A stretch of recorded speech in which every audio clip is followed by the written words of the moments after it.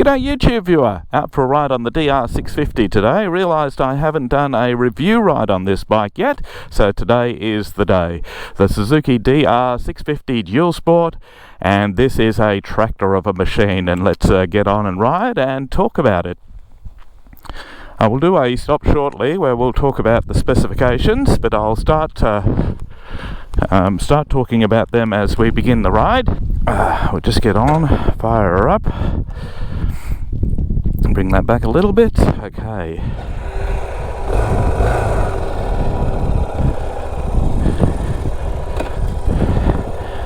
And let's go. So there we go.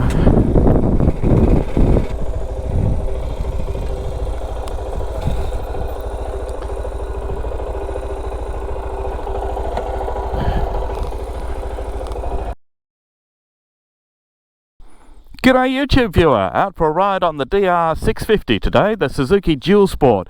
Realised I haven't done a review ride on this machine yet, so today is the day. So let's get on and go for a ride and see how she goes. Check my cameras are on, put my gloves on. I just did an intro a minute ago and realised I didn't put my gloves on, so we're going to have another go. It's easy to forget, but very important. You always wear gloves on a motorbike, dirt, road, everything, always very important.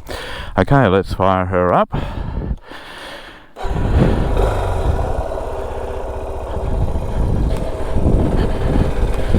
Alright, this is a tractor of a machine, and the DR 650 is all about torque. A big bore, single cylinder, 644cc engine. And anyone who watches this channel regularly will know that I'm into my retro bikes. Now this is not technically a new bike made to look like an old bike. This is a bike that hasn't been changed much in 20 years. And I was very keen to go out and get one because they are no longer available in Australia.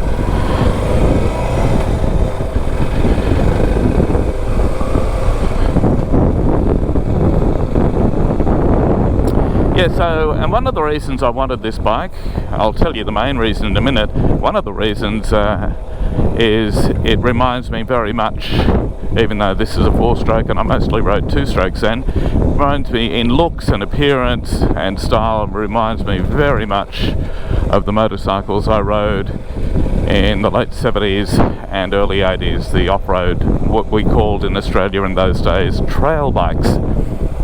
You would call this now a dual sport, probably not quite an enduro,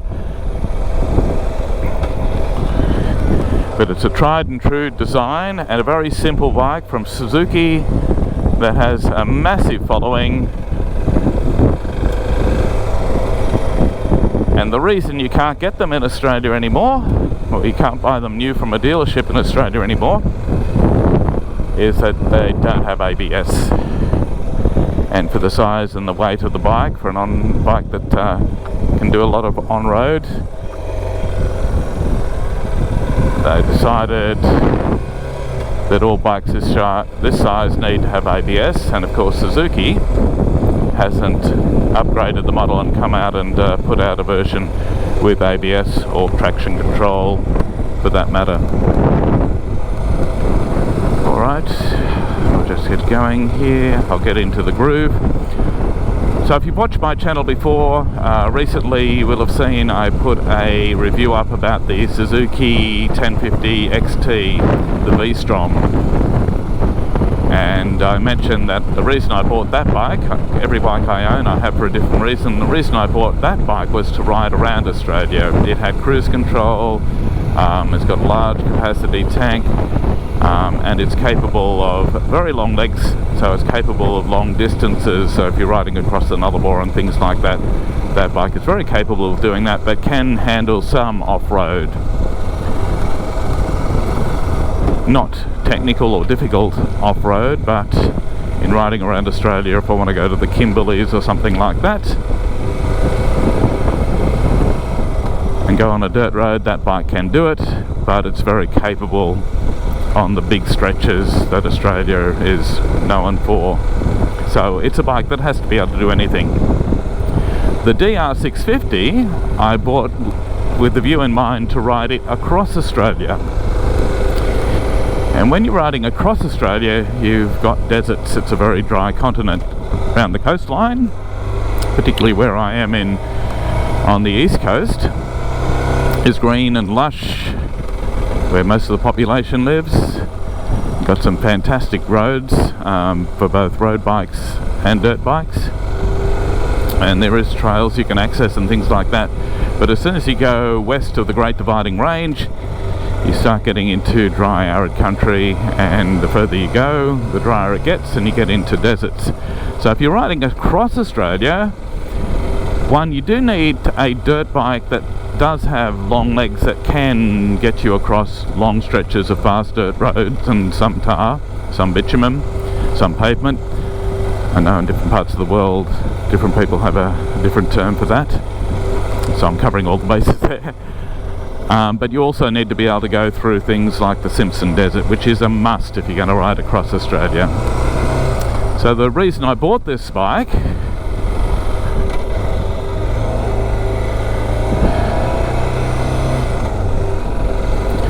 was to be able to do that. Now some people will hear that and say, yeah, there are far more capable bikes of going across the Simpson Desert, maybe a Tenere 700 or a bike like that. There's a number of reasons why I want to do it on this bike, and while I'll upgrade it to do that, if it breaks down, there's a very high chance I will be able to fix it. And that's important to me,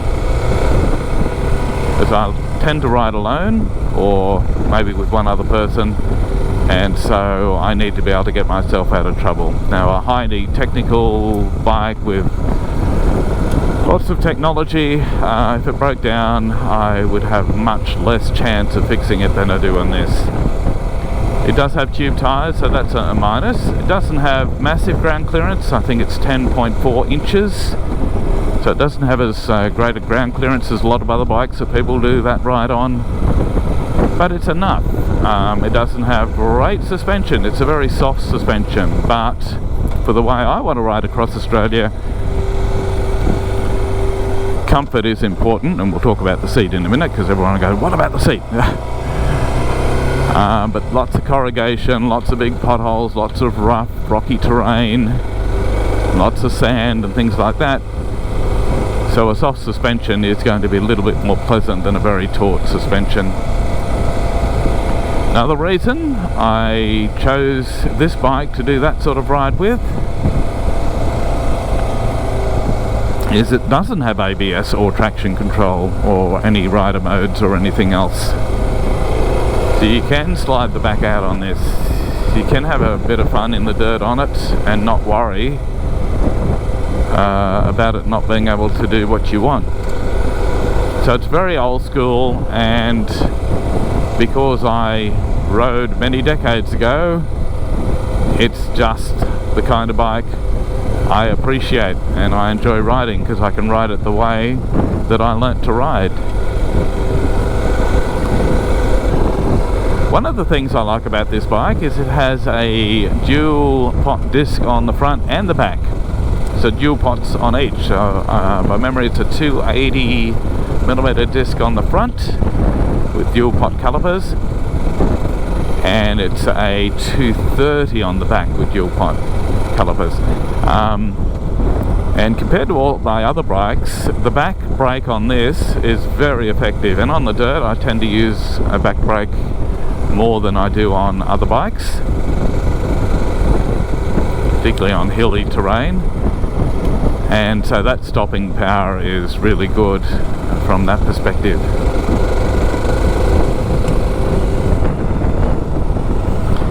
Now, it doesn't have the fuel economy of a lot of other machines because it's a carby and it's a big bore single cylinder engine. It chews through the gas, chews through the petrol, the juice fairly quickly. I think it's something like 43 US miles a gallon, something like that. It's about 5 litres per 100 kilometres. in Australia in the metric system, and you do that metric conversion, so it will need some upgrades. It will need a bigger tank, but I don't want to do a massive tank. I think I'd put about a 20 litre tank on it.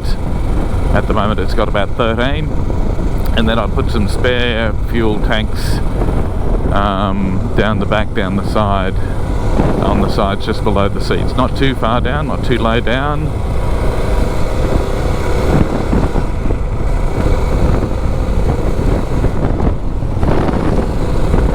Oh, don't you love that low end torque this bike's got? It can just chug its way out of anything. I think I've mentioned before in other reviews, this bike's the one that can lug. Doesn't matter what gear you're in. But this is a kind of road that a lot of people ride in Australia. But if you're going into the country, a lot of loose gravel, this bike handles it really well. The other thing I'll upgrade, of course, for a ride across Australia will be the tyres. Far more off-road oriented tyres than the stock ones. And of course the seat. Now, I rode some motocross bikes when I was younger. I'm used to hard seats. This one is a particularly hard seat, but for the rides I do around here, an hour and a half rides, it's fine. It's the same as what I grew up on. Some of my trail bikes had far more comfortable seats, but whenever I rode motocross bikes like the old RM125 and things like that, they had very hard seats too. But yes, if you're going to be on the bike all day, then yes, I will get a more comfortable seat. And there are a million reviews on YouTube about this bike and what seats people buy, the Vince Strang seats, the Sargents. There's a whole range of them that are far more comfortable than this. Or I may just decide to do a little bit of padding and a sheepskin, which at the end of the day, the massive ride that I'm planning to do is a one-off. Most of the riding I do will be an hour or 2 hours. The reason I don't want too big a fuel tank, is that I don't want too much weight up high on the bike. I love it as you come out of a corner, you hit the accelerator and she just spins the back wheel a little bit. That's how I learned to ride. I just love that. So I'm going to turn around in a minute.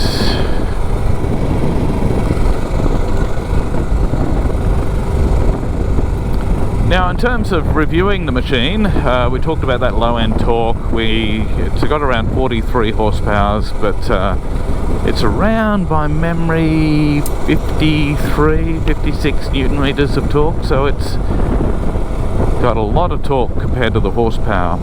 And of course, when I was looking at this bike, I also considered, because I wanted a carburetor bike, one that I could fix, because I grew up being able to get myself out of trouble on those if something happened to them,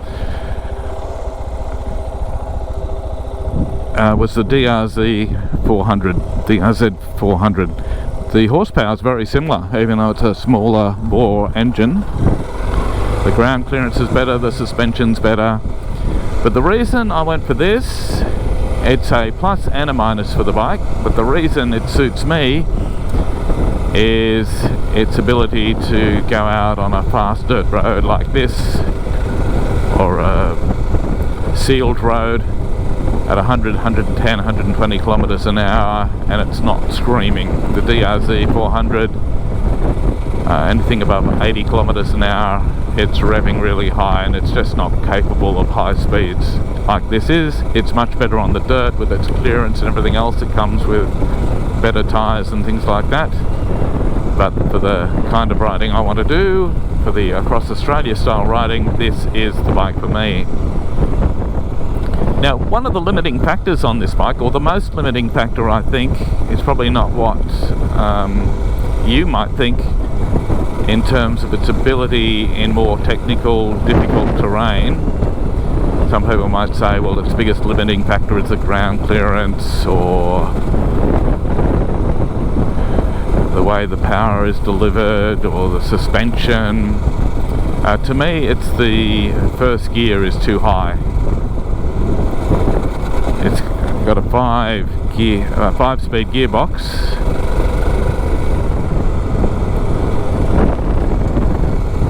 and that first gear is quite tall. But if you change the rear sprocket to change that so it's lower geared down at the bottom, then the problem is it's not going to be any better than, say, the DRZ 400 out on the faster roads, dirt and tar.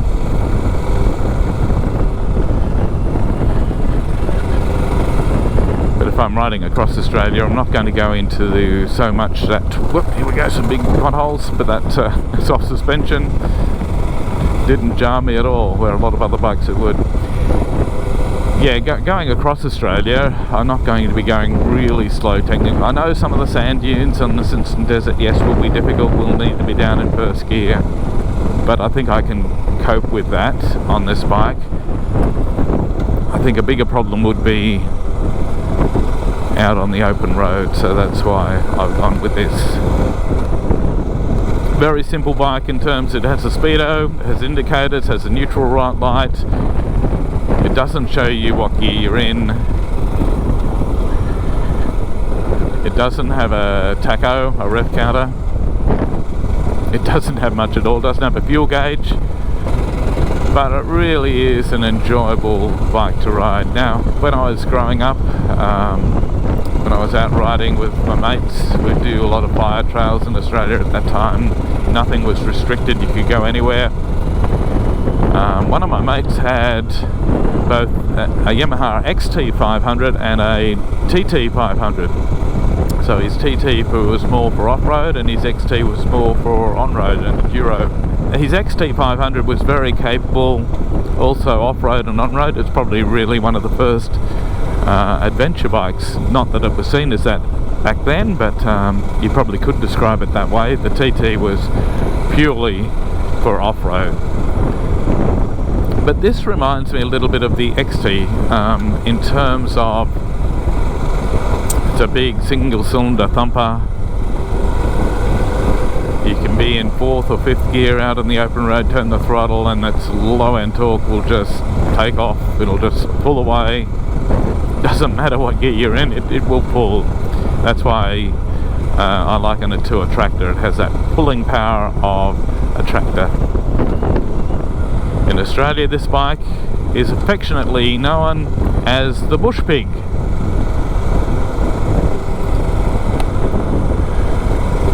Can go anywhere, do anything. Although, as I said before, if it had a lower first gear, if I was to suggest or recommend Suzuki do one thing, and I know the bike's only really available in certain countries now. I know it's still available in the USA. I had a look this morning, and you can get a 2023 model in the US. You can't in Australia. You can't in most places in Europe. Maybe nowhere in Europe. I'm not sure about that. Someone can correct me in the comments on that.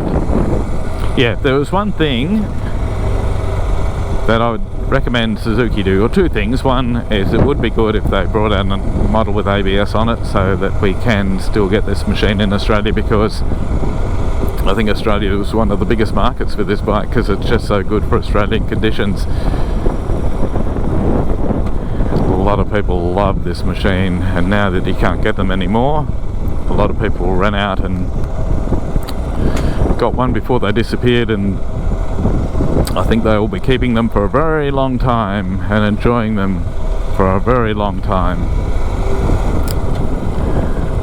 because of that retro feeling they give. But yeah, the other thing I'd love Suzuki to do would be to put in a 6-speed gearbox. Keep all the other gears the same, but make them 2 to 6 and put in a lower first gear, another gear, the additional gear to be a much lower gear for first, so that then you can do some of that difficult terrain. Then if you improve the shocks or something like that, make the bike a bit taller, it'll give it more ground clearance, although the seat height being 883 millimeters is pretty high already, and so is I think the DRZ might be even slightly higher.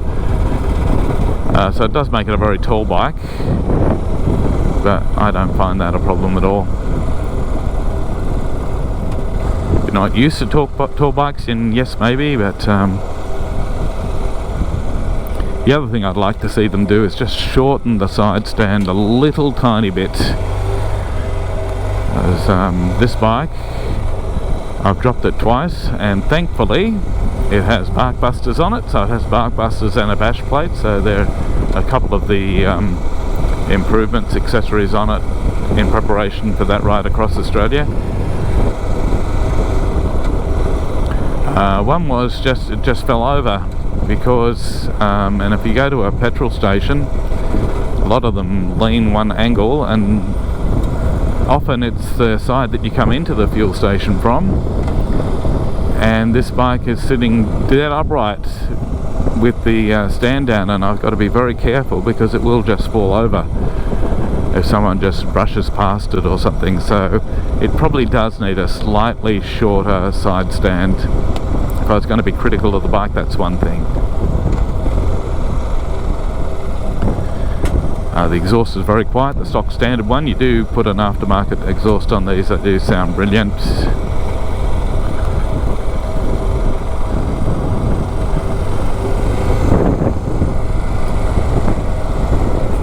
And you realise why they are called a thumper. But it's a lot of fun. I really enjoy riding this bike. Now, I am in the market for a much smaller, much lighter bike. And in saying the weight of this bike, it's not that heavy. It's only around 160 kilograms, so it's not that hard to pick up. The other time I dropped it was turning it around on a steep hill where there was an obstacle in the way and I wasn't going to be able to get up the hill, so I shimmied it around and lost my footing and it fell over, and it was pretty easy to pick up. The other time it fell over was, as I mentioned, just sitting on a slight uneven surface, and it just fell over itself when I thought it was quite okay. It was obviously brushed against or something and it just fell over. But having picked it up twice, it's not that hard. Where you do get to your Tenerays or some of the other bikes, or your KLR 650, which should be, I guess, the main competition for this bike. The KLR is a much heavier bike, and so is the Teneray.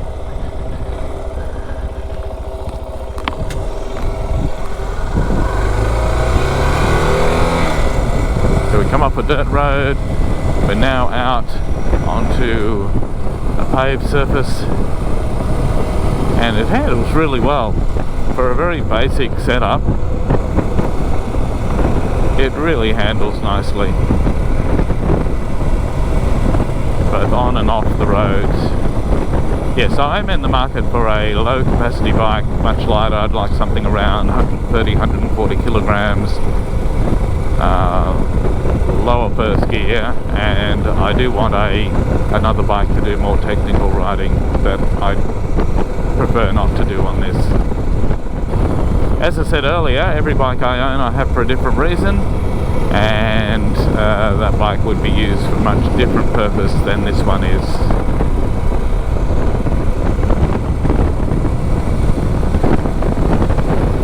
There I'm in top gear, just turn the throttle and off she goes.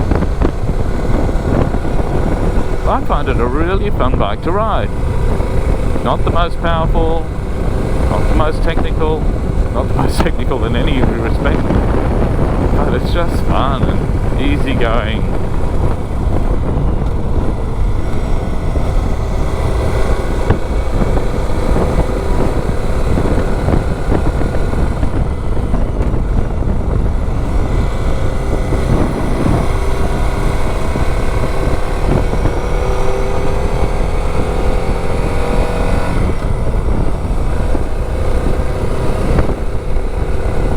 Feels, in terms of vibrations and things like that, what you would expect from a big single cylinder 650cc engine with lots of low end torque. It's not a high revving bike in any respect.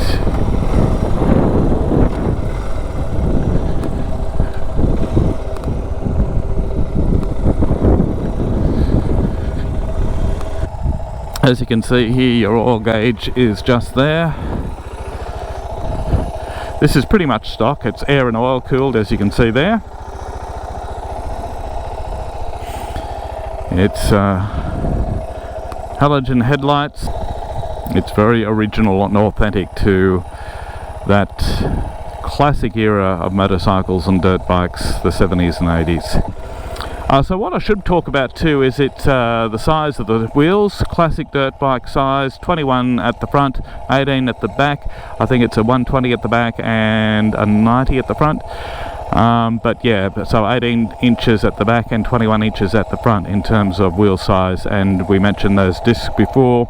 Just checking the size of those discs, yeah, it was 280 at the front with dual pot calipers and 230 at the back with dual pot calipers. Nissan brakes. There's that seat. I don't find it too uncomfortable. I think it's just right for a dirt bike if you're just doing an hour or two in the saddle. But yes, it would need improving if you're going long distances. It's got the gaiters there. Very simple, but it's a very effective and beautiful bike. I actually really like it. I think it's just perfect. I think I say that about all my bikes, don't I? Just perfect. Alright, let's get back out on the road. What I didn't mention before, the suspension travel is 10.2 inches. And I'm pretty sure that's the same as the ground clearance. I think I mentioned that earlier, being 10.2. So it's quite a reasonable ground clearance, even with the bash plate on. It hasn't really changed that at all.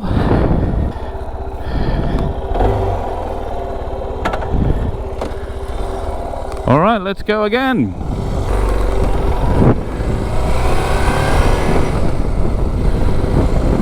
As the old saying goes, simple is often the best, and in terms of the DR 650 from Suzuki, that certainly applies.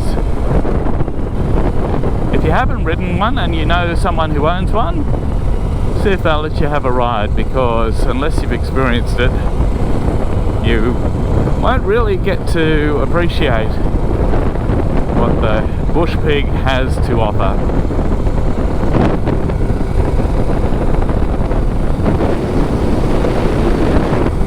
I love the thumper.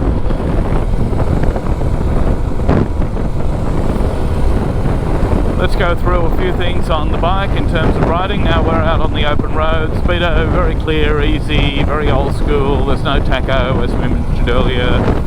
The rear view mirrors, very effective. See hardly any of my arms or shoulders, but can see all the view quite easily. The lights all work quite okay, not being an LED light up front, it's not that bright of a night time, but effective enough. Don't tend to hit any false neutrals. I can't remember ever hitting a false neutral on this bike. The gearbox is very smooth, not clunky at all. The only time you hear a bit of a clunk is when you're going into first gear, and I think that's partly because it's so high.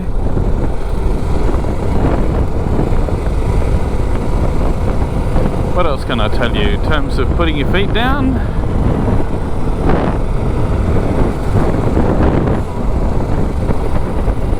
They just fall in the right position. In terms of sitting position, it's, despite the seat being hard, it's very comfortable, you can sit in this position all day, and in terms of ergonomics,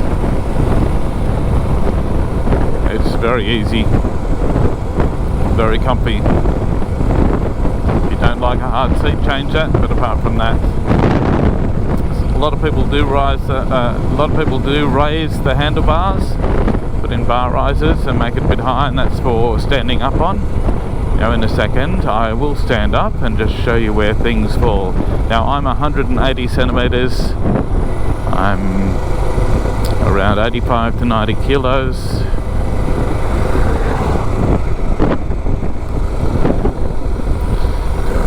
And if I stand up, I really don't have to lean forward or anything. It's just, I just seem to be in the right position, so I'm not going to need to adjust the handlebar height at all.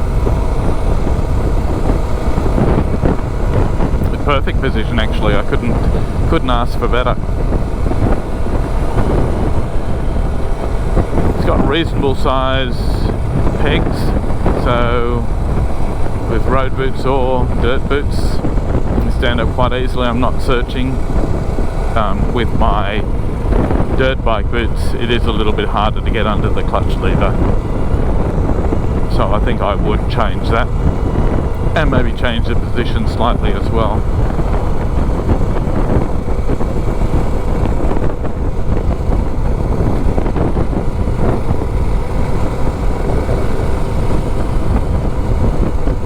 Plenty of room for a passenger if you want to carry one,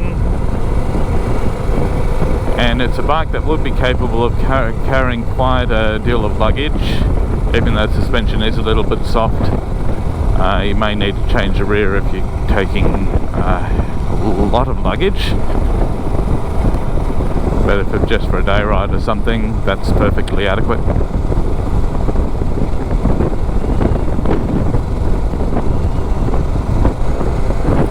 When I come into a 60 zone like this, I tend to go down to 4th.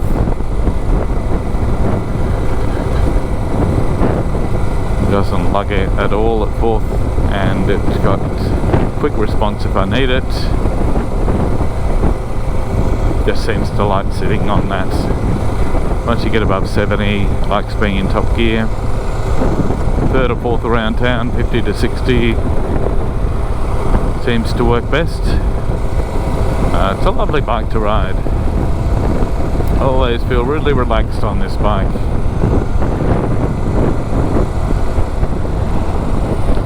If I don't want to be relaxed on a motorbike, if I want to enjoy the performance and power, then I'll go for something like a motocross bike on dirt, or a sports bike on the road. But the sporty performance I'm looking at is, I'm in the market for a Yamaha XSR 900. I think that would be the perfect bike for getting into the twisties and riding a bike for not so much that relaxed feel, but for that enjoyment of the performance. And so that's the bike I will look at for that.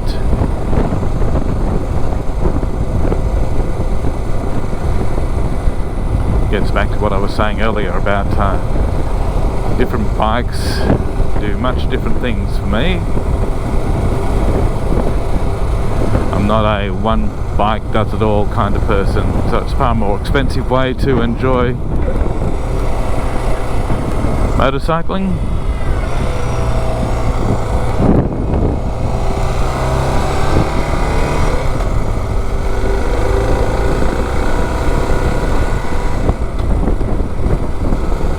But for me, the enjoyment is horses for courses.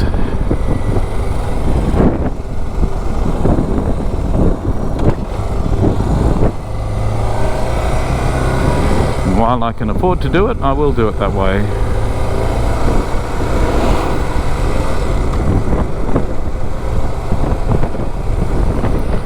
So there you have it, the review on the DR 650 from Suzuki. Thoroughly recommended.